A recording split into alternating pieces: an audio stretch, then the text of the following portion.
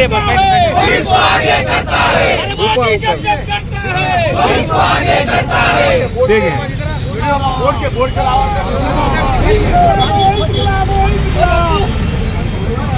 के है क्या पुढे घ्या। नहीं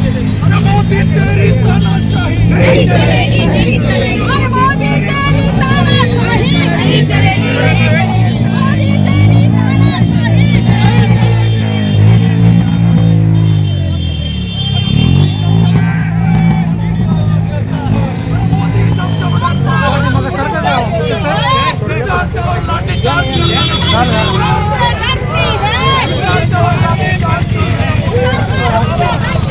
कारण म्हणजे ज्यावेळेस विद्यार्थ्यांचं अतिशय शांतताप्रिय आंदोलन चालू होतं त्या काळामध्ये पोलिसांनी इतक्या अमानुषपणे विद्यार्थ्यावर जो काही लाठी हल्ला झाला आणि त्या लाठी हल्ल्याचा निषेध म्हणून आम्ही ह्या आंदोलनामध्ये आलेलो आहे आणि सर्व वकील त्या विद्यार्थ्याप्रती अतिशय प्रेरणादायक त्यांनी केलेलं काम आहे म्हणून त्यांना हा सपोर्ट म्हणून आम्ही हा मोर्चा काढलेला आहे।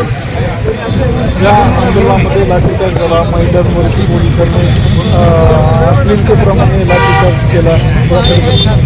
आता जे काही लाठीचार्ज केलेला आहे हा फक्त लाठीचार्ज नाही, हा सेक्शुअल असॉल्ट सुद्धा आहे। त्यांच्यावर केलेला जवळजवळ लैंगिक अत्याचार आहे आणि हा लैंगिक अत्याचार त्यांनी अतिशय 4 चौघामध्ये लाखोच्या आणि हजारोच्या संख्येसमोर जाणीवपूर्वक केलेला आहे आणि तो अत्याचार करत असताना, तो लैंगिक अत्याचार करत असताना एक IPS अधिकारी किंवा पोलीस इन्स्पेक्टर दर्जाच्या माणसं ते फिदी हसतात। म्हणजे हे या देशाच्या समोर अतिशय लांछनास्पद घटना त्या पोलिसांनी आणि मोदी सरकारच्या पोलिसांनी केलेलं आहे आणि हा त्याचा निषेध करण्यासाठी आणि त्या जंतर मंतरवर अतिशय शांतताप्रिय पद्धतीने चाललेलं आंदोलन आहे।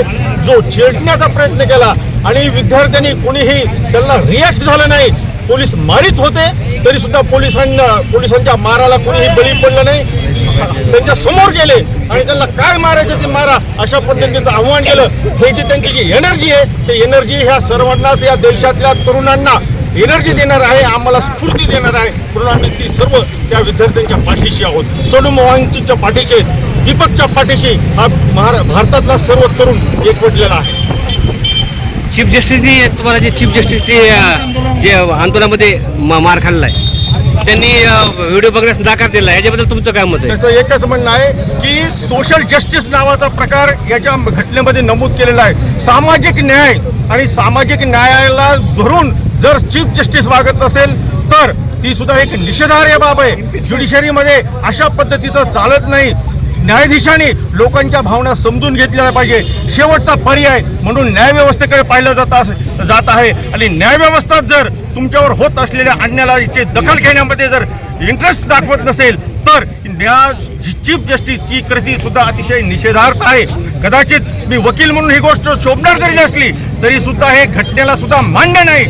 लेकरांच्यावर अत्याचार होत असताना त्यांची सुनवाई न घेणं ही सुद्धा गोष्ट सुप्रीम कोर्टाच्या दृष्टीनं CJIच्या दृष्टीने चुकीची आहे असं माझं वकील म्हणून स्वतः मत आहे। कदाचित CJIला येणाऱ्या राज्यसभेचं एखादं खासदारकीचं पद खुणवत असेल किंवा एखाद्या राज्याचं राज्यपाल पद निवृत्तीनंतर खुणवत असेल म्हणून CJI या प्रकरणाची गंभीर दखल घेण्यासाठी नकार देत आहेत।